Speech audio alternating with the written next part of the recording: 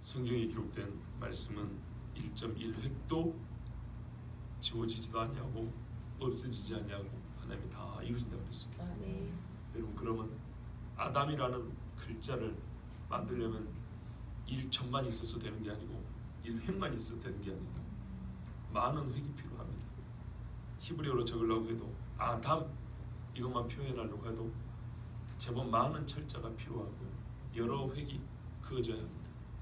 그렇다면 아담을 지울 수 있을까요? 절대 못 지웁니다. 그런데 제가 몇 달 전에 증거했듯이 이 세상에는 아담을 지워버리려고 하는 사악한 시도들이 끊임없이 자행되고 있습니다.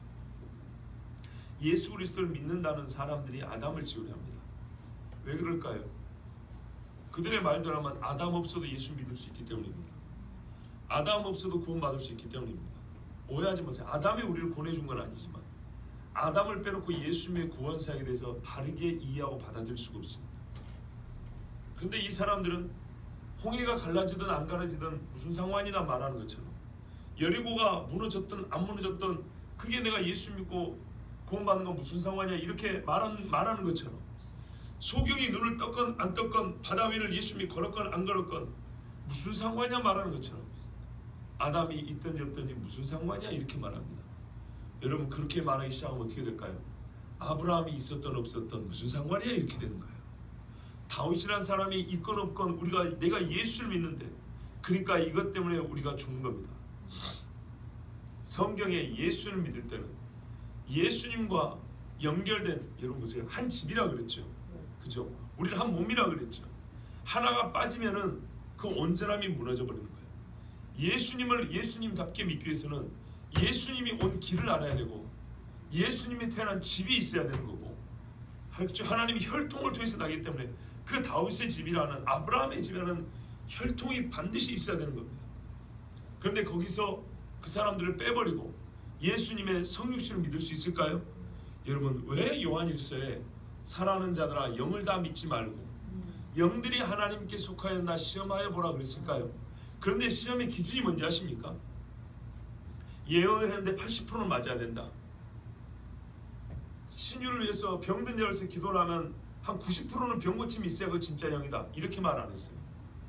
절대적인 기준이 뭐냐면 예수께서 육체로 오심을 부인하는 영은 적그리스도의 영이라고 그랬어요.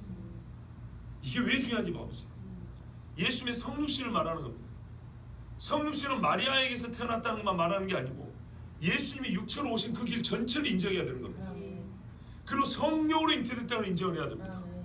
성육신, 거룩한 하나님의 육체를 입은 이유가 거기에 함께 포함이 되어 있습니다. 왜 그분이 육체를 입었는지에 대하여 인정이 있어야 되는 겁니다. 예수님의 성육신은 우리의 구속에 관한 모든 것이 집약되어 있습니다. 하나님께서 하시고자 우리 구원에 관하여 말씀하고 싶은 모든 것이 예수님의 육체 안에 있습니다. 그래서 성경에 말하는 은혜와 진리는 예수께서 가져왔다고 그랬어요. 아버지의 독생자의 영광에 은혜와 진리가 충만하고 그리고 아버지를 보았다 그랬어요. 육체 안에 신성의 거룩함이 충만히 거한다 그랬어요. 그러니까요, 예수님의 육체로 오심을 부인하면 그 사람은 하나님의 영에 사로잡힌 사람이 아니고 악한 영에 사로잡힌 사람입니다. 그래서 이렇게 넓게 본다면 아담을 부인하는 사람은 그 자체로 예수님과 상관이 없는 사람입니다. 우리가 가끔 성경을 온전히 알지 못하여서 모르는 부분이 있을 수도 있어요. 근데 이거는 달라요. 아담은 삼척동자도 다 아는 거예요. 교회 가면 선악과 이야기부터 에덴 동산 이야기부터 우리의 인간의 시작, 왜 우리에게 구원자가 필요한가를 얘기할 때 반드시 언급되고 들어야 되는 이름이 아담이에요. 그리고 아담으로부터 우리 인간 존재의 가치가 시작돼요. 하나님의 형상이라는 걸 우리가 어디서 배웠을까요? 아담이 아니고서는 우리 인간 존재의 의미를 알 수가 없습니다. 최초의 인간, 타락하지 않은 상태의 인간이 하나님 앞에 어떤 존재인가, 우리가 회복될 때, 우리가 하나님 앞에 설 때 우리는 어떻게 변화될 것인가를 최초의 인간 아담을 모르고서는 우리는 진짜 소망을 가질 수가 없습니다. 그런데도 불구하고 아담을 빼버리고 예수께서 오신 길로 빼버리고 아담이 없으면 여러분 처음에 주신 하나님의 복음 약속이 없는 거예요. 약속이. 여자의 씨 약속이 없다고요. 그렇게 말하면 논리로 말하면 예수님이 굳이 마리아에게서 성령을 잉태할 필요가 없다고요. 이해가 되시죠? 그런데 아담을 빼버려요? 아담을 성경에서 없애버려요? 이와 같은 일을 많은 신학자들이 하고 있다는 것을 아셔야 합니다. 여러분, 제가 여러분에게 이런 말씀 드리면 사실 이런 이야기는 신학자들이 따지고 서로 논지하는 이야기지 우리의 실제와 무슨 상관이 있을까? 정말 상관이 있습니다. 진짜로 상관이 있습니다. 제가 뭐랄까요? 예전에 이 전도사하고 부목사 사역할 때 같이 신앙생활했던 그 교회 사무관사 집사님이 계세요. 그분도 신학원을 졸업을 했거든요. 얼마나 신앙이 좋냐면 지금도 훌륭하고요. 당시에도 목사들이 가서 성경 갖고 논쟁에다가 본전도 못 찾고 나와요. 많이 배운 사람은 아니지만 하나님을 사랑함과 성경에 대한 온전한 신뢰가 있기 때문에 대화를 하면 그 믿음을 못 이기고 그 하나님 말씀에 대한 충성된 마음을 못 이겨요. 그래서 대학원 다니는 목사들이 그냥 손잡고 나온다. 그것을 옆에서 보면 통쾌했어요. 그런데 그분도 본인 교회에서 집사님이지만 여러 성도들이 물어보면 성경에 대한 질문하면 본인이 대답을 해주고 그런다 그래요. 그런데 신학교에서 약간 배웠다고 신학적인 말이 입에 붙어 있더라고요. 제가 이 말을 듣고 하나 지적을 해줬어요. 교인들이 선악과에서 질문을 하고 창세기 첫 부분에서 질문을 한대요. 질문할 게 많잖아요. 그런데 거기에서 이렇게 대답했다. 성경에는 원역사라는 게 있고요, 설화가 들어가 있고요, 이러면서 대답을 시작했다는 거예요. 이 말이 무슨 말인지 알겠습니까? 뭔 말인지 모르겠죠. 근데 그분은 신앙이 아주 열심히 해요. 순수해요. 참 순수해요. 그런데 잘못된 걸 이런 순수한 분들은 열심히 배워요. 그래서 자기가 잘못된 줄은 몰라요. 제가 그래서 좀 바로 잡아 드렸어요. 전화로 너무 오래 하면 불쾌하니까 원역사라는 말은 무슨 의미로 쓰시냐고. 역사하고 원역사는 뭐가 다를 것 같아요, 여러분? 구분하기 어렵죠. 근데 그거를 본인 교인들한테 얘기했대요. 그럼 신학자들이 왜 그런 표현을 쓸까요? 그냥 역사하면 되지 원역사라는 말을 왜 쓸까요? 오래됐기 때문에 원역사라 그럴까요? 아니요. 원역사라는 말을 신학자들이 쓰는 이유는 창세기 12장 이전을 구분하기 위해서 쓴 말입니다. 1장부터 11장까지를 거의 사실로 믿지 않습니다. 12장 아브라함 때부터는 분명한, 오늘 아침에 여러분 차 타고 온 것처럼 점심때 밥 먹은 것처럼 그렇게 역사로 읽습니다. 그런데 11장까지는 이순신 장군이 임진왜란 때 일본 군인들하고 싸웠던 이런 역사처럼 보고 싶지 않고 그렇게 보면 안 된다는 의미에서 앞에 역사 이전에 우리가 알기 어려운 보통의 역사와는 다른 무언가 신비적인 것이 있다, 종교적 의미의 이야기지 이거는 실제 역사가 아니라는 것처럼 보이려고, 고상하게 보이려고 앞에다 원자를 붙여서 원역사 이렇게 부른 겁니다.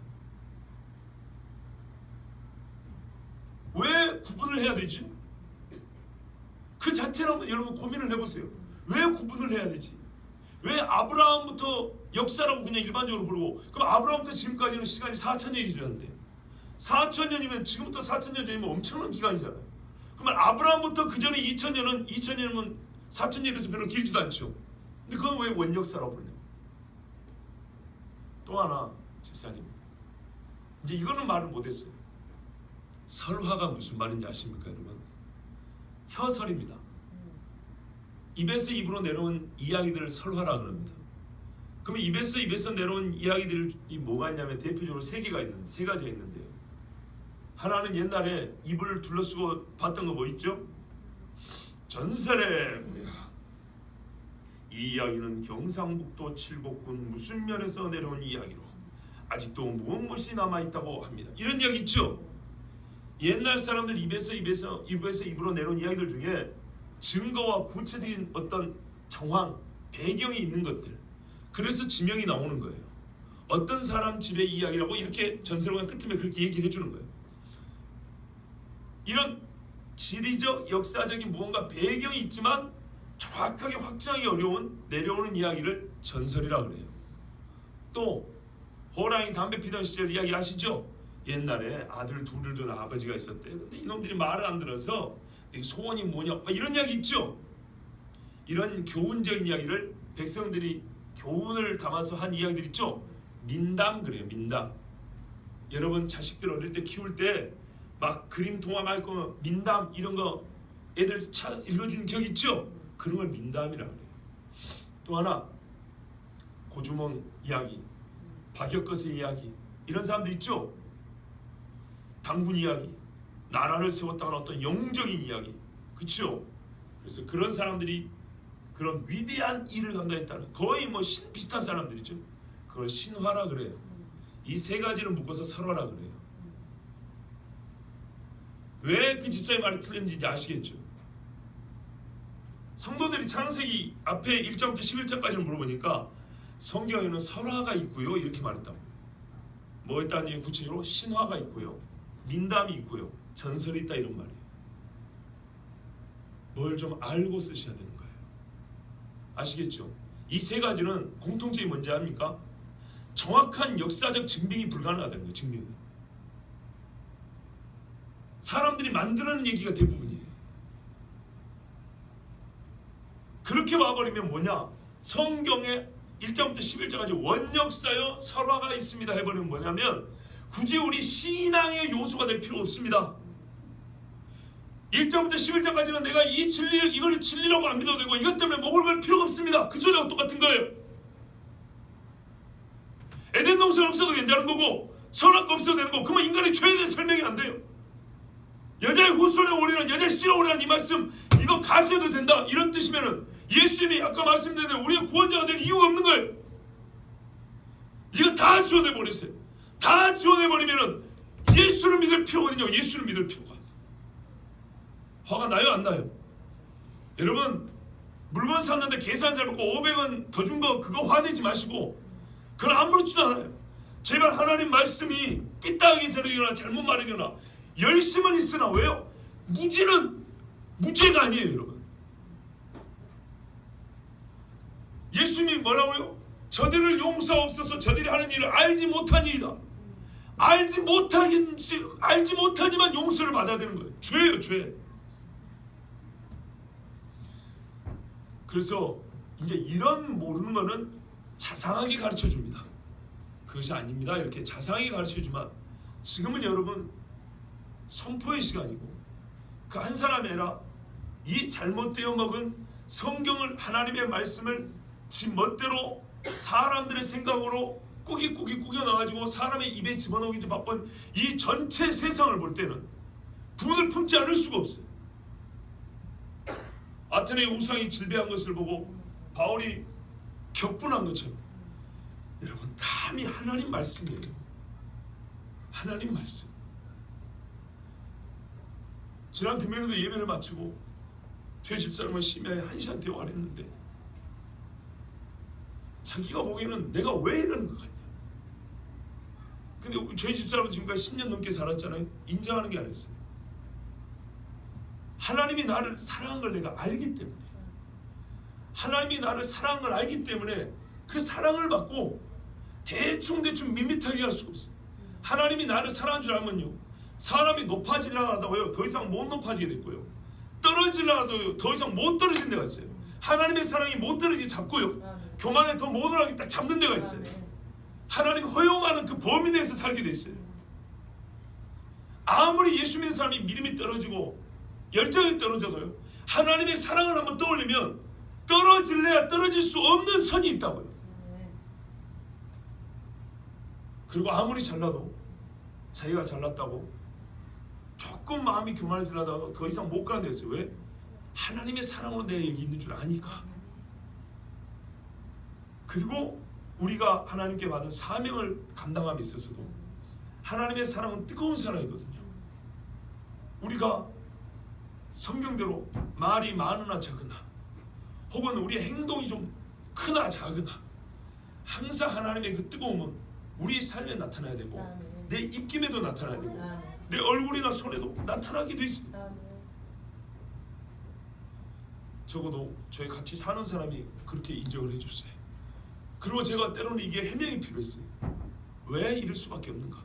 그 중에 제일 저를 하나님의 사랑을 알고 있는 나로 하여금 하나님을 사랑하도록 내 마음을 불타게 하는 그 뭐랄까요? 이 자극제가 뭐냐면 이 하나님의 말씀에 대한 왜곡이에요. 또는 거짓말. 하나님의 말씀을 제 멋대로 갖다 붙이는 것. 이 점에 있어서는 그 어떤 일보다 정말 화가 나요. 분기탱천, 분이 나서 하늘을 찌른다는 말이죠. 그게 가장 화가 나요. 그 문제만큼은 여러분, 제가 여러분에게 때로는 기다리지 못하고 그 자리에서 바로 고쳐줄 수가 있어요. 아까 그 말한 그분요, 저한테 참 고마운 일을 많이 한 분입니다.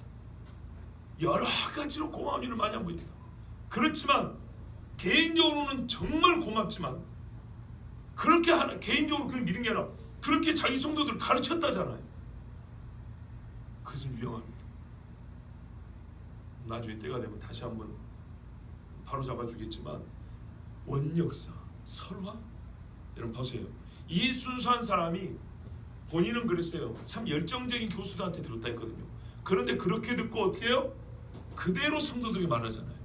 그러니까 아담에 관한 문제도 그냥 대충 넘어갈 것이 아니고 우리 신앙의 근간을 흔들어 놓을 수 있는 문제이기 때문에 여러분에게 이것을 우리에게까지는 아직 오지 않았다고 저 소위 진보적인 교회에서 아니면 자유주의적인 신학교에서 가르치는 거라고 그게 아니에요. 여러분 쓰나미가 저 멀리서부터 오면요 파도가 오기 전에 뭐가 먼저 들리는지 아십니까? 성난 파도 소리가 들린다 그랬어요. 성난 파도 소리가 하나님의 말씀을 삼켜먹고자 하는 마귀의 이 쩝쩝거리는 입맛 따시는 소리가 저기서부터 들리는데 이게 눈앞에 왔을 때야 그걸 막을 수 있겠습니까? 그때는 늦어요. 그래서 지금 여러분에게 말씀드린 거니까 잘 들어보세요. 그리고 내용이 어렵지 않아요. 살면서 여러분 분명히 듣게 되는 날이 곧 올 겁니다. 자, 오늘은 무슨 말씀드리냐면 성경에서 아담이 기록이 되어 있거나 아담의 흔적 또는 아담과 연관된 사건 말씀들이 있어요. 그래서 이것들을 한번 다는 아니지만 그 중에 몇 부분을 드러내 보겠다고요. 한번 읽어보겠다고. 그리고 여러분 판단해 보세요. 이 아담을 직접 언급하거나 아담과 상관이 있는 이 말씀들에서 아담을 빼버리면 성경이 어떻게 되는지 한번 여러분 상상을 한번 해보시라고요. 먼저 창세기 1장 26절에서 27절 말씀 아시죠? 하나님이 우리 형상을 따라 사람을 만들고 남자 여자를 만들고 그리고 그들에게 복을 준다 그랬죠. 생육하고 번성하여 다스리게 한다 그랬어요. 첫 번째 만든 사람이 누구랍니까? 아담이랍니다. 2장에 보면 하나님께서 아담에게 깊은 잠을 주사 갈비뼈 하나를 꺼내시고 여자를 만들었다 그랬어요. 사람은 사람인데 남녀로서 온전한 사람이 여기에 드러납니다. 그래서 저번에 이거는 말씀드렸어요. 1장 2장 저번 설교 때 사람이 누군지 그리고 남녀의 존재 가치는 어떤 것인지 그리고 가정의 시작까지 하나님께서 이렇게 잘 말씀해 주셨어요. 만약에 여러분 여기서 아담을 빼보세요. 자, 시간 관계상 이거 하나하나씩 다 이렇게 아담을 뺐을 때를 가정해 보지 않겠습니다. 이건 여러분이 스스로 한번 해보세요. 창세기 1장에서 아담을 빼버리고 2장에서 아담을 빼버리면 쉽게 보면 보이는 게 뭐예요? 하와도 없는 거예요. 자, 3장에서 아담을 빼버리면요 죄의 시작이 없고요. 로마서 5장에 한 사람을 말미암아 죄가 들어오고 한 사람을 말미암아 생명이 들어왔다는 이 말씀이 통째로 나가버리는 거예요. 그리고 창세기 5장에 아담의 족보가 기록되어 있습니다. 이것은 아담의 계보를 적은 책이니라. 이름하여 이걸 톨레도트라 그러는데 창세기는 톨레도트가 한 10개 나옵니다. 족보가 한 10개 나옵니다. 이것이 인간 역사의 시작인데 이게 원역사라고요. 이걸 믿어도 그만 안 믿어도 그만하는 알 수 없는 역사라고요. 이렇게 구체적으로 족보가 나와 있는데 몇 살에 죽고 몇 살에 태어났는지 여러분 5대 할아버지 몇 살에 몇 살에 첫 아들을 낳고 몇 살에 죽는데 아시는 분 손 들어보세요. 없죠. 유대인들이 이거를 암송하고 다닌다고요. 아 이렇게 적어놨는데 이게 있어도 그만 없어도 그만하는 역사입니까? 하나님이 사람을 창조하실 때 보세요. 아담은요, 아담의 역사성은 하나님의 창조와 항상 결부되어 있어요.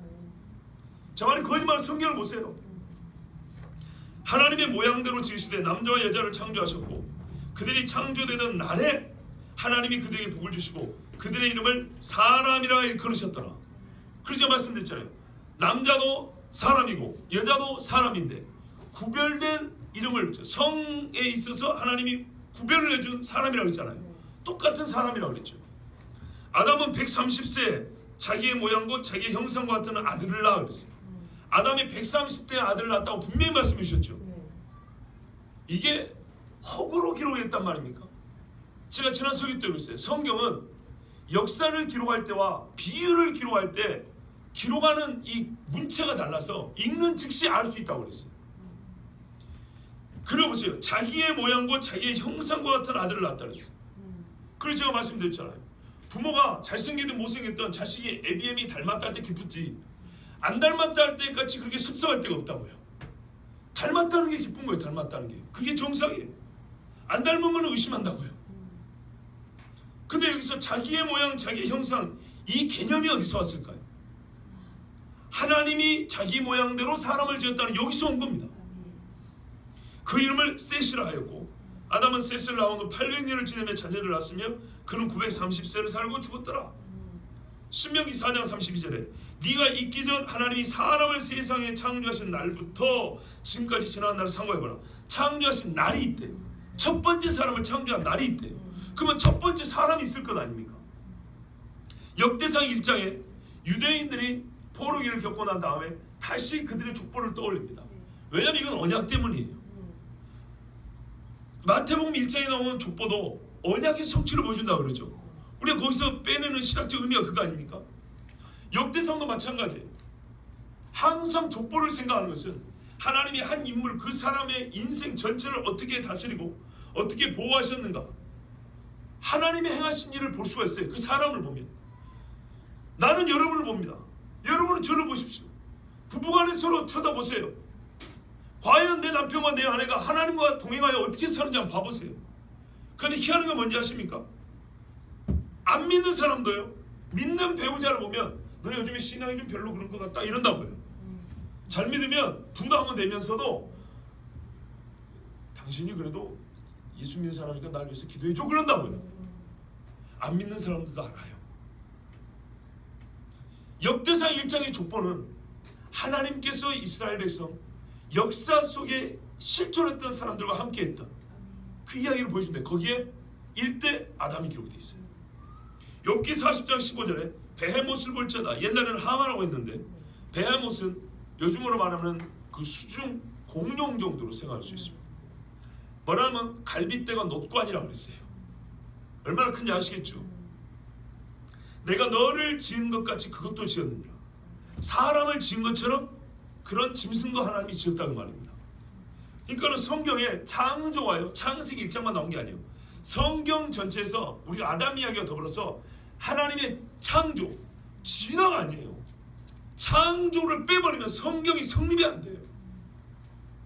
시편 8편을 보시면 정말 인간에 대해서 잘 와있죠. 그렇죠? 여호와 우리 주여. 그러면서 주의 영광이 온 땅에 갑자기 생각이 안 나죠? 이렇게 또 암송했던 것인데 어찌 그리 아름다운지요. 그러면서 사람 지은 이야기를 합니다. 그를 하나님보다 조금 못하게 하시고 영화와 종기로 관 씌우셨나이다. 그렇죠? 사람을 창조할 때 이렇게 돼요. 그러면 최초의 사람이 어떻다고요? 영화와 종기로 관을 씌워진 사람이었다는 겁니다. 그렇죠? 그런 인간 어디서 볼 수 있어요? 원역사요? 창세기 1장부터 10장 빼버리고 아브라함부터 볼 수 있어요? 아브라함이 영화와 종기로 짐을 받을 때부터 그런 사람이었습니까? 아니라니까요. 에스겔 28장에 보면 두로왕에 대한 이야기가 있습니다. 이 두로왕은 실제로 에덴에 거한 적이 없습니다. 그러므로 두로왕은 에덴에 있었던 그 누구를 대신하여 비유한 인물입니다. 두로왕에 대한 경고 심판이면서도 두로왕과 같은 어떤 인물이 에덴에 있었다는 겁니다. 그 인물이 누군가 할 때 분명히 이 사람, 이 존재는 굉장히 영광스러운 존재였으나 타락한 존재로 나와 있기 때문에 저는 옛적에 이게 사탄이다 이렇게 말하기도 했습니다. 그런데 해석에 따라 아담으로 볼 수도 있습니다. 에덴에 관한 가장 영화로운 존재가 누구였냐 이 말이죠. 그런데 그 가장 영화로운 존재에게 에덴을 맡겨놨는데 그 영화로움 때문에 타락해버린 자가 누구냐면 아담이죠. 그래서 아까 보시다시피 시편 8편에 영화와 종교로 관심어진 인간이 에덴에서 가장 복되고 아름다운 장소에서 거의 뭐 왕과 같이 생활을 하다가 하나님 앞에 거역했을 때 어떻게 떨어졌는가, 그게 에스겔 28장에 있는데 아담을 빼버리면 이걸 어떻게 이해할 거냐 이 말이죠. 이 만약 이 인물이 사탄이라 할지라도 아담이 없는데 사탄이 거기서 누구랑 죄를 짓게 했냐 이 말이죠. 너는 완전한 도장이었고, 도장이란 말은 뭐예요? 인이 찍혔다는 거예요. 요한계시록 말씀에 하나님이 인이 찍힌 존재였다는 거예요. 하나님 작 지혜가 충족하며 온전히 아름다웠도다. 네가 옛적에 하나님의 동산 에덴에 있어서 네가 지음을 받던 날에 너를 위하여 소고와 비파가 준비했다. 만들어질 때 얼마나 하나님도 기뻤던지 정말 즐거워하면서 잔치 속에 이 인물을 창조했다는 거예요. 그런데 에덴에 거하였대. 그가 누굴까요? 그래서 아담일 수도 있다 이 말입니다. 아담 아니면 사탄이라고 보는 거예요. 근데 여러분 이 에스겔 28장 이야기를 보면 아골 골짜기에서 마른 뼈가 살아날 때 이야기하고 거기 같습니다. 봐보세요. 아골 골짜기에 최종적으로 뼈다귀가 사람들 때는 뭐가 들어가야 되죠? 생기가 들어가죠. 그렇죠? 그럼 거꾸로 이 에덴 동산에서 잃어버리는 결정적이었어요. 바로 이 생기를 잃어버렸다고 했습니다. 근다고 숨이 끊어 죽었다는 게 아니라 영원히 살 수 있는 하나님의 은혜를 잃어버린 거죠. 자, 이사야 45장에 11절 12절을 보면 여호와께서 이같이 이르시되 내가 땅을 만들고, 예, 하나님이 땅을 만들었어요. 뭐 우주가 뻥 폭발해서 만들어진 거 아니에요. 나온 게 아니에요. 그 위에 사람을 창조하였습니다. 바울도 에덴 동산 아니 에테네에서 그러죠. 하나님께서 땅을 사람이 거주할 공간을 만드시고, 이사야 보면 흔들리지 않게 견고하게 하셨습니다. 내가 내 손으로 하늘을 펴고 하늘을 모든 군대에게 명령하였노라. 보세요. 땅을 만들 때 사람도 같이 창조했다 그랬어요. 그럼 이 사람이 누구냐고요? 아니 사람을 창조했던 얘기가 이렇게 많이 나오는데 그 처음 창조된 인물이 누구냐 이 말이에요. 성경은 동시에 말하면 아담이다 분명히 이렇게 말합니다. 왜냐하면 사람을 창조했던 아담이라는 이름 자체가 사람의 뜻이란 말이에요. 말라기 2장 9절 10절을 보세요. 우리는 한 아버지를 가지지 아니하였느냐? 여러 사람을 만들어 왔다는 게 아니에요. 온갖 잡다한 동물들이 진화해가지고 끝내 사람이 됐다는 게 아니에요. 처음부터 하나님은 한 분으로서 한 아버지로서 우리에게 존재하셨고, 그렇죠? 또 한 육신의 아버지를 주셨고 한 육신의 적인 어머니를 주셨어요. 한 하나님께서 지으신 바가 아니냐? 자, 구약 성경 이외에도 다른 구절도 있지만 이 말씀 볼 때 한번 생각해 보세요. 여기서 아담을 빼버렸어요. 아담의 이름을 빼버리거나 아담과 관련된 그 배경들, 창세기의 배경들을 한번 제거해 보세요. 이 말씀 여러분 어떻게 받아들일 수 있습니까? 뭘 믿어야 됩니까 도대체? 자, 신약을 보면 마태복음 10장 6절에서 8절에 창조 때로부터, 자 이거는 이제 예수님 하신 말씀입니다. 하나님이신 예수님이 하신 말씀입니다. 창조 때로부터 사람을 남자와 여자로 지으셨으니 이러므로 사람이 그 부모를 떠나서 그들이 한 몸이 될지니라. 이러한즉 이제 둘이 아니요 한 몸이니 그랬어요. 원역사요. 이게 창세기 2장을 예수님이 다시 가르쳐 주신 겁니다. 맞죠? 홍전사님 많이 피곤하죠? 나는 그대를 사랑해. 앞에만큼 오세요. 뭐하러 뒤에 있어요? 우리 교회는 예배 중간에 막 사인 주고 뭐 일 시키지 않아요. 잘 아시잖아. 나는 예배 드리는 거 제일 중요하기 때문에. 창세기 아니 누가복음 3장에는요 족보가 어디까지 올라갑니까? 아담에게까지 가죠. 이 족보는 마태복음 1장과 같이 역사적인 족보를 말합니다. 올라가다 어느 때부터 신비적인 족보로 바뀌지 않습니다. 그렇죠? 요셉의 이름은 헬리오 이렇게 올라간단 말이죠. 다윗도 이름이 중간에 나오죠. 아브라함도 나옵니다. 그런데 언제부터 이것이 신화적인 족보로 바뀌었다는 얘기입니까? 동일한 성질의 족보입니다. 아담까지 역사적인 족보입니다. 그리고 여러분 보세요. 아담 위는 누구라고 돼 있죠? 하나님이죠. 그런데 우리 번역은 그렇게 됐지만 원래 원문은 뭐라고요? 하나님의 아들은 아담이요 아담의 아들은 누구요? 이렇게 돼 있다고요. 그만 보자고요. 아담을 신화적 인물로 만들어버리면 그 위에 계신 아버지 하나님은 어떻게 되죠? 허구가 돼버리죠. 무슨 말씀인지 아시겠죠? 봐보세요. 아니 누가복음 3장 봐보세요. 자, 누가복음 3장의 족보를 보시면 모든 사람이 인정하는 것은 성경을 비평적으로 보든 정말 겸손하게 읽든 간에 모든 사람이 인정하는 것은 이 가까운 시대에 족보는 있는 대로 인정한다는 거예요. 23절에 보면 예수께서 가르치심을 시작하실 때 30세쯤 되시니라. 사람들이 아는 대로는 왜 이 말을 했을까요? 성경으로 잉태된 걸 모르니까. 사람들이 아는 대로는 요셉의 아들이라고 그랬다는 거죠. 이게 목수 아들이라고 그랬잖아요. 요셉의 아들이니 요셉의 위는 헬리요, 그 위는 맏다시요, 그 위는 레위요. 이렇게 쭉 올라갑니다. 전부 다 사람 이름이죠. 역사적 인물이에요. 32절에 그 위는 이세요, 그 밑에는 다윗도 있고 그 위는 오벳이요. 어떻게 돼 있다고요? 다윗이요, 다윗은 이세의 아들이요, 이세는 오벳의 아들이요, 오벳은 보아스의 아들이요, 보아스는 살몬의 아들이요, 살몬은 나손의 아들이요. 이렇게 간다 이 말입니다. 그래서 이 33절에 베레스는 유다의 아들이요, 34절에 유다는 야곱의 아들이요, 야곱은 이삭의 아들이요, 이삭은 아브라함의 아들이요. 이렇게 간다고요. 관계와 역사를 분명히 보여줍니다. 그런데 아담을 여기서 역사성을 빼버리면 어떻게 되죠? 어디서부터 역사가 아닌 신화가 되어버립니까? 전부 다 역사적 인물인데 이 동일한 맥락에서 아담을 역사적 인물로 보지 않을 이유가 없습니다. 그렇죠? 근데 사람들은 이런 족보를 가지고도 이 족보에서 유독 아담만 신화적인 인물로 빼버리려고 한다. 왜요? 이 아담이 그렇게 되면 그 나머지도 다 가짜로 볼 수 있거든요. 그런데요, 그 사람들이 하는 말은 그래도 자기들이 예수를 믿는데요. 그러면 생각을 해보자고요. 아담만 역사 인물이 아니라 신화적 인물이라고, 허구의 인물이라고 그렇게 바꿔버리면 38절에 어떻게 되냐? 아담은 하나님의 아들이요 할 때 하나님은 어떻게 되냐? 하나님도 허구가 되어버린다 이런 말입니다. 그러니까 자기들이 말하는 게 뭔지 알고 말해야 되는데 그 사람들은 아담 하나 있으나 없으나 이게 무슨 상관이냐 하지만 성경대로 보면 아담이 없으면 하나님도 없다고 되어버린 거예요. 그러니까 자기들 말로는 나는 그래도 예수를 믿어 해봐야 이거는 자기가 만든 예수예요. 사도행전 17장 23절에서 26절에 그런즉 너희가 알지 못하고 위하는 것을 내가 너희에게 알게 하리라.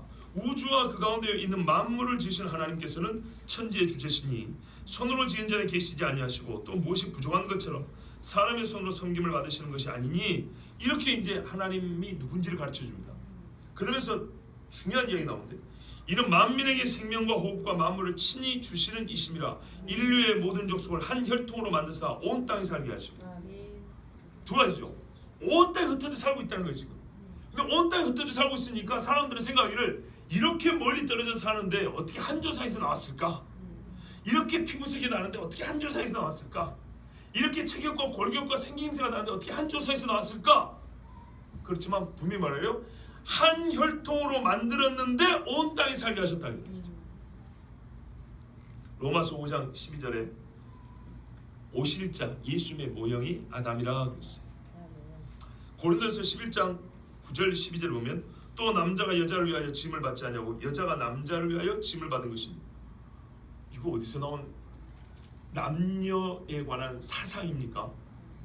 요즘 현대 페미니스트들이 들으면은 정말 거품을 물 이야기죠. 남자가 여자를 위하여 지어지지 않고 여자가 남자를 위하여 지어졌다는 이 강요된 헌신을 가르치는 이 못돼 먹은 기독교 사상. 요즘 사람들이 그런다고요. 이게 어디서부터 나왔죠? 창세기에 나오잖아요. 하나님 말해요. 돕는 배필을 지으리라.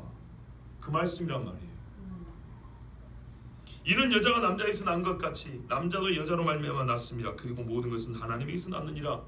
자 여러분, 고린도전서 11장이 고린도 교회의 예배 문제라든지 여러 가지 갈등을 해결해 줄 때 바울이 창세기에 남녀 사람을 창조하신 이야기를 가지고 갈등을 해결해 줍니다. 교회 갈등 해결이 어떤 이유, 뭐 여러 가지 이유가 있지만은 그 여러 가지 종류의 갈등을 해결할 때 하나님은 성경 전체를 가지고 우리를 해결해 준다는 거예요. 항상 근본적으로 십자가 앞에 서 있으면 되는데 우리 마음이 이미 갈등이라 할 때쯤 되면 십자에서 마음이 분열되어 있거든요. 이 분열되어 있는 마음들 십자로 다시 모으기 위해서 하나님은 성경 전체를 사용하시는데 뜻밖에도 창세기 2장에 남자 여자를 창조하신 요 이야기를 가지고 교회 이 예배 중에 남녀의 문제 아주 중요한 건데 이 갈등을 해결해 줬단 말이에요. 아담을 빼버리고 하와를 빼버렸으면 이 교회는 이 말씀으로 봉합이 되어지고 해결될 문제가 절대 해결이 안 된다 그 말입니다.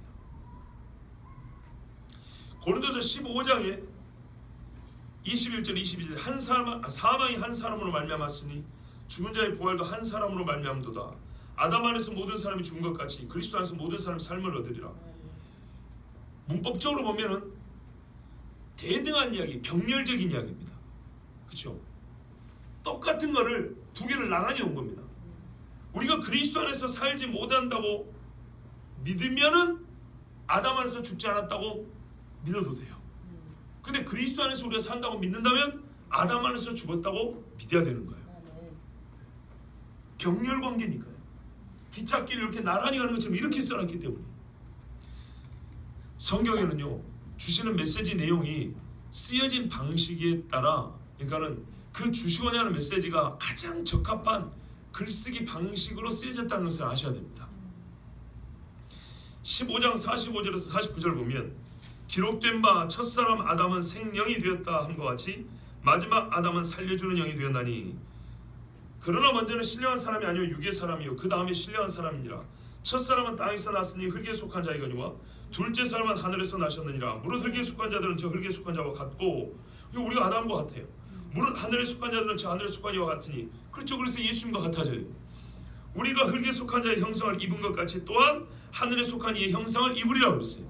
우리가 가진 소망이 만약에 이렇게 대비를 해놨는데 우리의 이 처량함과 이 우리의 뭐랄까요 무너진 상태, 하나님에서 떨어진 상태하고 하나님과 연합한 상태를 가르쳐 주는데 예수님만 계시고 아담이 없다면 이걸 어떻게 가르쳐 주겠습니까? 역사 중에 있었던 예수님을 가지고 우리가 가진 소망을 실제를 말해주는데 역사 중에 있지 않은 아담을 가지고 우리의 비참한 상태의 실제를 어떻게 말을 해주냐 이 말이죠. 골로새서 3장에 보면 9절에서 11절에 옛사람과 그 행위를 벗어버리고 새 사람을 입었으니 이는 자기를 창조하신 이의 형상을 따라 지식에까지 새롭게 하심을 입은 자니라. 아멘. 옛사람을 벗어버리고 예수 그리스도 안에 우리가 새롭게 됐다 하죠. 이 새롭게 됐다 때 뭐라 하냐면 이 새롭게 됐다 말을 다르게 표현합니다. 자기를 창조하신 이의 형상을 회복한 걸 새롭게 됐다 합니다. 아까도 말했지만 이 자기를 창조하신 이의 형상이라는 개념이 어디서 왔냐 이 말이죠. 아담을 만들 때 하나님 하신 말씀이에요. 디모데전서 2장 13절에 이는 아담이 먼저 짐을 받고 하와가 그 후며 이렇게 돼 있고요.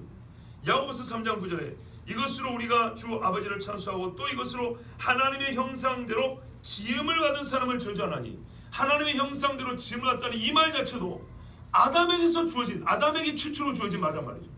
그래서 여러분 아담 또는 아담과 관련된 성경의 여러 가지 말씀들이 있는데 이 관련된 말씀들 싹 빼버리면 뭐가 남냐고요. 유다서 우리 특별 새벽기도 때 첫째 날 들었던 에녹도요. 유다서 14절에 보면 아담의 7대 손 에녹이 이 사람들에 대하여 예언하여 이르되 그랬어요. 아담의 7대 손 에녹이라고 했어요. 자, 이 정도면 아담이 역사적인 인물이라고 성경이 분명히 가르쳐주고 있죠. 자, 여러분 날도 덥고 피곤한 줄 압니다. 그런데요 조금 의지를 세우면 몸의 컨디션이 좀 달라집니다. 좀 의지를 세워갖고 좀 힘을 내보십시오. 죄송하지만 죄송한 게 아니에요. 솔직히 말씀드리면 밥 한 끼 굶어도 괜찮아요. 두 끼 굶어도 괜찮아요. 근데 성경은요 잘못 들어버리거나 들어야 될 타임을 놓쳐버리면 두고두고 후회하는 일이 생깁니다. 왜냐하면 밥 못 먹어서 천국 못 가는 게 아니에요. 이 말씀들이 지금 제가 읽어드린 것만 해도 수십 구절이 되는데 과연 여기서 아담을 빼버리고 뭐가 남을까? 갈치를 구웠는데 살 다 발라먹고 뼈다귀만 남은 것 같지 않겠냐 그 말이에요. 이제 우리 요한계시록 보겠습니다. 아까 읽었던 21장 1절에서 5절을 보시면 대주제는 성경의 완성이고 역사의 종말이고 완성인데 눈에 딱 띄는 것이 그 하나님이 최후 마지막을 새하늘과 새 땅으로 종결진다 그랬어요. 그리고 그때는 하나님이 자기 백성과 함께 하신다 그랬어요. 지금도 함께 하시지만 그런 차원과 좀 다른 겁니다. 이때 함께는 장막이 함께 한다 그랬어요. 이때 그러니까 새하늘과 새 땅이 펼쳐지고 하나님의 장막이 사람들과 하나님의 백성과 함께하는 이때 사라지는 것이 무엇입니까? 눈물, 사망, 애통, 곡, 아픈 것이 다시 있지 않다고 했어요. 예전에 없던 것이 새로 생겼어요. 뭐가요? 새하늘과 새 땅이 생겼어요. 이거는요, 봐보세요. 들어보세요. 건물 하나를 얘기하는 게 아니고 하나의 세상이 새로 생겼다. 대한민국에서도요. 제가 시골 사람이잖아요. 서울과 제가 태어났던 계도는 달라요. 서울에서도요. 강남구하고요. 여기 동대문구는 달라요.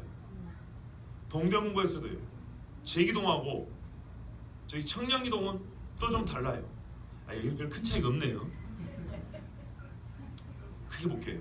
그러면 여러분, 저 아프리카에 지금도 빈국 못 사는 나라들하고 미국의 생활은 다르죠.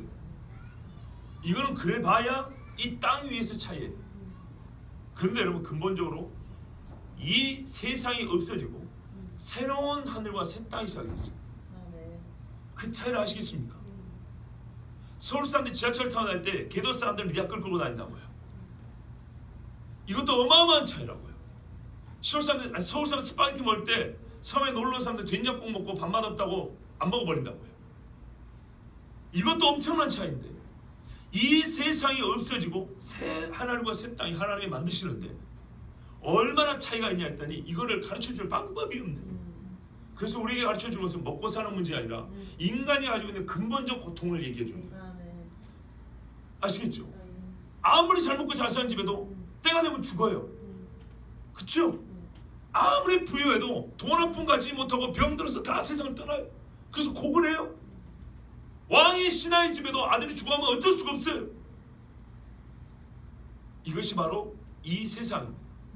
이 세상이 바뀌지 않는, 세상 자체가 바뀌지 않는 이상 절대로 없어지지 않는 근본적 인간의 고통들, 이게 바로 눈물.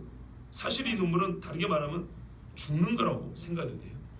사망, 애통, 곡하는 것, 아픈 것, 이런 것들이 없대요. 그래서 이것들을 모아서 처음 것들이라고 그랬어요. 그죠? 처음 것들이 싹 모아서 없어진대요. 그럼 이 처음 것들이 어디 있었죠? 처음 세상에 있는 거죠. 새하늘과 새 땅이 있기 전에 처음 세상에 있는 거예요. 그러면 여러분, 하나님께서 장막을 자기 백성 중에 두실 때는 이 처음 것들이 없어진다는 말은 처음 세상이 없어진다는 얘기죠. 그러면 첫 세상에서는 하나님께서 장막을 두기까지는 함께하지 않았다는 얘기입니다. 이 말이 무슨 말인지 잘 들어보세요. 저를 보세요. 새하늘과 새 땅이 되니까 옛 하늘과 옛 땅이 없어질 뿐만 아니라 옛 하늘과 옛 땅에 살았던 사람들이 갖고 있던 근본적인 고통들이 한꺼번에 같이 없어진대요. 아시겠죠? 새하늘과 새 땅에는 이런 것들이 없어요. 그럼 새하늘과 새 땅의 특징이 뭐냐면 하나님의 장막이 사람과 함께 한대요. 그러면 거꾸로 옛 하늘과 옛 땅에서는 하나님의 장막이 우리와 함께하기까지는 함께하지 않은 거예요. 지금 성령이 임하여서 우리와 함께하지만 이 차이를 성경에 말하면 너희가 그날 그때는 거울로 보는 것이 아니라 대면하여 본다 그랬죠. 대면하여 보기 전까지는 우리는 이때 어떻게 해요? 이 처음 것들 속에 버무려서 고통 중에 사는 거예요. 이게 처음 세상이에요. 그러면 이제 근본적인 질문을 해볼게요. 이 처음 것하고 새 것의 구별은 왜 이 차이가 발생하게 됐습니까? 왜 처음 것을 없애고 새 것을 지으셔야 했습니까? 처음 하늘과 땅도 하나님이 만들었는데, 그렇죠? 근데 왜 새 하늘과 새 땅을 만들어야 됐죠? 왜냐하면 이 처음 것들 중에, 처음 세상에 이 사망과 고기란 것들이 발생을 해버린 겁니다. 원래 없던 것인데 이게 중간에 생겨버린 겁니다. 그래서 이것들이 없는 다시 세상을 하나님이 만든다는 겁니다. 그러니까 이제 말씀드린 거예요. 왜 이것들이 생겨가지고 하나님이 세상을 다시 만들어야 됐냐고. 그러면 원래 없을 때 하나님의 장막에 사람과 함께 있죠. 아담과 함께 있죠. 근데 하나님이 떠났다고요? 그럼 다시 장막이 거해야 된대. 왜 이런 일이 발생이 됐을까요? 바로 그거죠. 아담의 범죄입니다. 그래서 마지막 아담 예수님 오셔서 세상을 새롭게 만드는 결정적 근거를 마련했습니다. 뭐냐면 처음 세상이 없어지고 새로운 세상을 가져온다 그랬거든요. 아버지께 돌릴 때라. 세상 나라와 권세를 아버지께 돌릴 때라 그랬잖아요. 누가요? 예수님이. 근데 예수님을 뭐라고 그러냐 했더니 마지막 아담이라 그런대요. 아담으로서 일을 하겠다 그 말이에요. 그러면 첫사람 아담이 뭐예요? 세상 나라를 하나님이 아니라 마귀한테 바쳐버릴 꼴이 됐다는 얘기잖아요. 그래서 마귀가 주는 이 더러운 고통들이 이 땅에 있게 된 거예요. 아담을 빼버리면 이거 이해할 수가 없습니다. 더 확실한 증거가 22장에 있습니다. 자, 22장 1절부터 5절을 보십시오.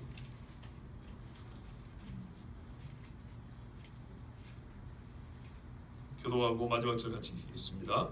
또 그가 수정같이 맑은 생명수의 강을 내게 보이니 하나님과 및 어린 양의 보좌로부터 나와서 길 가운데 보니까 강 좌우에 생명나무가 있어 12가지 열매를 맺되 달마다 그 열매를 맺고 그 나무 잎사귀들은 만국을 치료하기 위하여 했더라. 다시 저주가 없으며 하나님과 그 어린 양의 보좌가 그 가운데에 있으리니 그의 종들이 그를 섬기며 그의 얼굴을 불털려 그의 눈도 그들의 이마에 있으리라. 다시 밤이 없겠고 등불과 햇빛이 있을 데 없으니 이는 주 하나님이 그들에게 비추심이라. 그들이 세세토록 왕노릇 하리로다. 아멘.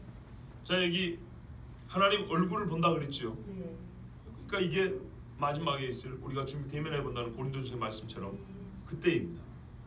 자, 역시 새하늘과 새 땅 이야기입니다. 21장부터 쭉 이어지는 이야기죠. 새하늘과 새 땅에 없는 것이 여기도 기록되어 있습니다. 뭐가 없다 그럽니까? 저주가 없고 또요 밤이 없다 그럽니다. 밤이 없다는 것은 물리적 측면에서 사실입니다. 어두움이 없다는 겁니다, 진짜. 그러나 이걸 영적으로만 우리 조금 더 생각해 보면 뭘까요? 죄가 발생할 수 있는 배경 자체가 없다는 겁니다. 어둠이 나올 수 있는 어둠의 배경이 없다는 겁니다. 근데 이제 우리가 눈여겨봐야 될 게 저주입니다. 저주라는 단어가 어디서 처음 나옵니까? 근본적 저주는 무엇입니까? 그렇죠. 아담이 하나님 앞에 범죄했을 때 땅은 너로 만나 저주를 받아. 뱀 너는 저주를 받아. 거기서 나온 겁니다. 하나님의 형상이 첫사랑에서 나온 것처럼 저주란 말도 거기서 나온 겁니다. 인간에게 발생한 불행과 고통을 설명할 수 없는, 그러니까는 다시 말씀드릴게요. 저주 이 개념이 아니고서는 저주란 말을 우리가 만약에 갖고 있지 않다고 생각해 보세요. 저주란 말이 우리에게 없어요. 그리고 난 다음에 우리 사람에게 발생한 불행과 고통을 설명할 수 없는 그런 상황이 처음 있었던데, 무슨 말이냐면요, 우리가 엄청 고통스러워요. 너무 큰 불행이 있어요. 근데 저주라는 말을 빼고 이 상황을 설명하려고 하는데 설명할 수 있는 개념이 없어요. 무슨 말씀이 아시겠죠? 우리 인간이 극악한 고통을 당할 때, 정말 이해할 수 없고 감당할 수 없는 고통과 고난 중에 있을 때, 이런 상황에 처한 나를 어떻게 내가 이걸 설명할까 할 때 우리에게는 이걸 표현할 언어가 필요한데, 저주란 말 빼고는 그걸 설명할 수 있는, 담아낼 수 있는 언어가 없다고요. 그런데 오호라 내가 저주받은 자로다 이 한마디가 나오면 인간이 처한 가장 극악한 상황에 대한 설명이 가능해요. 말 그대로 아담이 범죄해서 하나님이 에덴으로 쫓아내버린 거는 네가 죽으리라 이거는 저주예요. 저주.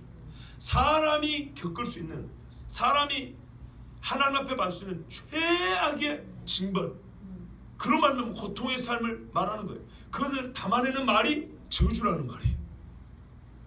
다시는 저주가 없습니다. 이것이 말하면 우리 인간의 근본적인 고통이 해결됐다는 얘기잖아요. 근데 그 근본적인 고통의 시작점이 어디서부터요? 성경 분명히 이 저주가 시작된 곳은 아담이 살았던 에덴 동산이라고 말을 해줘요. 즉 저주가 없다는 말은 하나님이 잊었다는 게 아니고요, 저주를 계속 내려야 되는 그런 상황이 종결됐다는 겁니다. 왜 저주를 내립니까? 하나님의 공의 때문인데, 공의의 만족이 있어서 예수 그리스도께서 우리 죄값을 치러 주셨고 하나님이 최종 심판을 다 내렸기 때문에 이제는 더 이상 저주를 내릴 필요가 없다는 겁니다. 그래서 심판까지 종결되었을 때 이 새하늘과 새 땅은 하나님의 의가 충만히 가고 그 의에 충돌될 만한 거리낄 것이 전혀 없기 때문에 이 새하늘과 새 땅에는 다시 저주가 없다 이렇게 말씀한 겁니다. 자, 그러면 없는 것, 없게 될 거로 따져봤는데 이제 있는 걸 한번 보십시다. 뭐가 있습니까? 새하늘과 새 땅에 새롭게 있게 된 것. 새롭게 있게 된 거예요. 옛날에 없었는데 새롭게 있게 된 것은 아까 우리 21장까지 겸하여 보면 새 예루살렘이죠. 하나님의 장막, 보호자, 그분의 빛, 그리고 하늘에서 내려오는 새 예루살렘. 이것들은 옛날에 없었는데 새롭게 우리가 경험하게 된 것이죠. 제가 주목하고 싶은 이것이 새로운 것이 아닌데 새하늘과 새 땅에 옛 세상이 있었는데 안 없어지고 새하늘과 새 땅에도 계속 있는 것. 그게 뭡니까? 옛날에도 있었는데 새하늘과 새 땅에도 계속하여 있게 된 것. 저주는 없어지고 고통은 없어지는데 이거는 계속 있어요. 그게 뭐냐면 생명수의 강과 생명나무입니다. 생명나무 어디서 나온지 아시죠? 에덴 동산 가운데 있었어요. 생명수의 강은요, 정확한 표현은 아니지만 이렇게 돼 있어요. 에덴 동산에서 네 강이 발원한지라, 히데겔, 유프라테스 뭐 이러면서 강 4개 나오죠. 에덴 동산에서는 자연적으로 물이 솟아났다는 거예요. 물이 솟아나고 지대가 높아서 이게 흘러내린 거예요. 그 강물을 먹고 사람들이 살았어요. 그런데 중요한 건 뭐냐면 에덴 동산을 쫓겨났을 때, 쫓겨났지만 그 물은 계속 마시고 살았어요. 왜요? 물이 흘러 강을 이루니까 그 주변에서 먹고 살았어요. 그러나 이것은 하나님이 절대로 가까이 못하도록 두루도는 화염검, 여러분 이거 상생 무슨 말인지 아시죠? 두루도는 화염검? 말은 무섭게 들리는데 그 말이 무슨 뜻인지 알겠어요? 불칼인데 뚱 되는데 불칼이 훅 도는 거예요. 성경을 볼 때 좀 상상을 하시라니까요. 천사 중에 그룹이니까 정말 우리 한국말로 어마무시한 그런 천사가 이 에덴 동산의 생명나무 가는 길을 막고 있는데 불칼을 들고 있는데요. 손에 들고 있더니 아니면 이렇게 딱 뛰어났는데 탕 했더니 칼에 불이 확 붙는데 이게 도는 거예요. 푹 돌고 있는 거예요. 돌면서 이 칼을 여기 딱 세워놓고 이걸 지키고 있는 거예요. 생각을 하니까 또 새롭죠. 이렇게 해서 못 가게 한 게 생명나무였어요. 근데 이 생명나무가 새하늘과 새 땅에 있답니다. 그럼 봐보세요. 원래 범죄하기 전에 생명나무가 있었죠. 먹을 수 있었습니다. 그리고 새하늘과 새 땅에 생명나무가 여전합니다. 이 말은 원래로 회복이 됐다는 말이면서 동시에 이제는 죄의 가능성이 높기 때문에 처음보다 훨씬 좋아졌단 말입니다. 그러면 처음에 동산과 연속성이 있고 더 좋아졌기 때문에 불연속적이기도 하는데, 연속성을 우리가 확인할 수 있는 게 뭐냐면 생명나무입니다. 그러면 생명나무는 신화적인 나무입니까? 그러면 여러분 새하늘과 새 땅을 신화라고 그러세요. 생명나무는 절대 신화적인 이야기가 아닙니다. 생명나무 이 맥락에서 이거를 신화로 빼버리면요, 에덴 동산을 신화로 만들고 싶어서 생명나무 신화를 빼버려 하나님의 보좌도 신하고 새 여러 사람도 신하고 하나님의 장막도 신하고, 그럼 우리는 구원이 어디 있어요 도대체? 우리 소망이 어디 있습니까? 그런데 이 모든 것을 우리가 실제로 일어날 우리의 마지막 소망으로 믿는데 거기에 생명나무가 기록되어 있습니다. 그러면 여러분, 이 생명나무는 도대체 어디 있었던 겁니까? 에덴 동산에 있었던 거죠.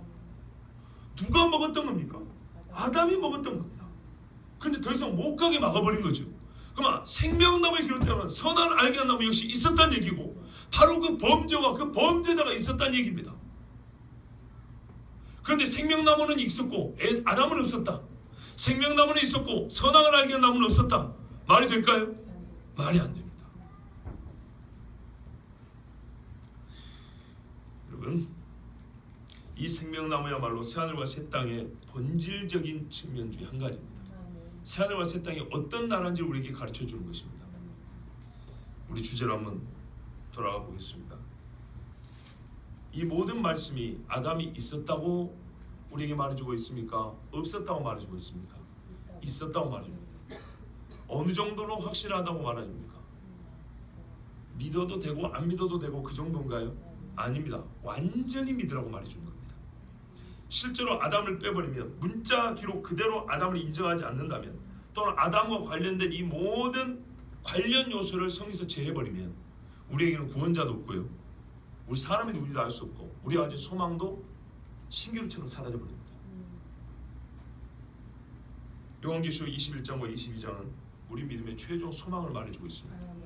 다시 있지 않을 것과 계속 있는 것, 이 둘이 함께 새하늘과 새 땅을 그려주고 있는데, 이 두 가지가 다시 있지 않을 것은 곧 아담의 범죄로 말미암은 것들, 이것은 그 기원을 아담에서 찾을 수 있는 것들, 새하늘과 새 땅에서 없어진다고 했습니다. 그리고 본래 범죄하지 않은 자들, 의로운 자들이 영원히 하나님과 거할 때 먹었던 생명나무는 처음 사람 아담이 잃어버린 건데, 그것은 여전히 새하늘과 새 땅에서 하나님께서 구원받은 자들에게 허락해 주신다고 그랬습니다. 그러므로 이 모든 말씀의 결론은 아담을 하나님은 역사적 실제로 우리에게 가르쳐주고 있고 성경 문자 그대로 믿으라고 말씀하고 있는 겁니다. 그래서 저는 아담이 실제들을 믿습니다. 오해하지 마세요. 예수 믿는 것처럼 믿는 게 아니에요. 그가 실제했기 때문에 나는 구원자 예수님이 우리에게 오셨다는 걸 믿고, 그분이 하신 모든 일이 성경대로 나에게 이루어질 것을 믿습니다. 그래서 저는 하나님께서 아담이 잃어버렸던 낙원보다 더 나은 세상을 마지막 아담, 우리 주 예수 그리스도로 말미암아 우리에게 다시 세워주실 것을 믿습니다. 여러분, 이 세상에서 많은 사람들이 성경의 어떤 부분은 불필요하다, 어떤 부분은 그렇게 중요하지 않다, 너무 실용주의적인 세상에 빠져 살다 보니까 그게 우리 사는데 뭐가 그리 중요하냐, 그러게요. 주님 앞에 설 때가 되면 그게 왜 중요한지 알게 될 겁니다. 교회가 뭐 때문에 무너져 가는지를 여러분 정말 내 눈이 열려서 보게 되면 그때 왜 필요한지 알게 될 겁니다. 저는 여러분에게 지금 뭐라고 책망한 것도 아닙니다. 나무란 거 아닙니다. 여러분에게 정말 중요한 사실을 전해드렸을 뿐입니다. 그리고 전한 이유는 믿으라고 말씀한 겁니다. 근데 여러분 보십시오. 아까 새로운 것과 기존부터 있던 것이었는데 제가 여러분에게 새로운 것을 믿으라고 합니까? 아니요. 여러분이 믿어왔던 걸 믿으라고 한 겁니다. 여러분 아담 안 믿었습니까? 그럼? 믿었죠? 아담을 있다고 믿어온 여러분에게 나는 혹 여러분의 믿음을 누가 훼손할까봐 내가 거기다가 다시 한번 시멘트 한번 또 발라준 거예요. 철근 하나 더 심어준 거라고요. 절대로 이거 무너뜨리지 말라고. 왜 아담을 못 믿었냐고 제가 여러분 책망한 게 아니고, 아담의 실존을 이미 믿고 있는 분들에게 왜 믿어야 되는지, 왜 이게 진짜인지에 대해요. 내가 믿고는 있지만 누가 물어보면 대답을 잘 못할 수 있지 않습니까? 그래서 성경을 통해서 여러분에게 더 내 믿는 말을 확실해 준 거예요. 데오빌로 가카에게 내가 전에 쓴 편지에 대해, 편지는 예수 그리스도께서 이 땅에 오심으로부터 그가 십자가에 죽으시고 부활한 것까지 내가 기록했는데, 사도행전에 그 후에 사도된 행한 일을 기록했다고 그랬죠. 각하가 알고 있는 말을 또 확실하게 하기 위하여서 그렇게 누구하는 기록했다고 그랬어요. 맞아요. 요한은 요한복음을 왜 기록했습니까? 이 예수를 믿고 너희가 생명을 얻고 더욱 풍성히 얻게 하려고 한다고 그랬어요. 때로는 생명이 없는 자에게 생명을 전하는 말씀도 주고, 오늘 같은 경우는 이미 알고 있는 말도 확실하여서 누가 우리가 가진 생명을 도둑질하지 못하도록 여러분에게 방어할 수 있도록 지금 말씀을 전한 겁니다. 아담은 분명히 실존했고 아담으로 말미암아 첫 세상은 하나님께 저주를 받았고, 그러나 마지막 아담 예수 그리스도께서 오사 처음 것들을 없애시고 그러나 생명나무는 그대로 유지하셔서 우리가 영원한 생명으로 주님과 함께하게 하셨습니다.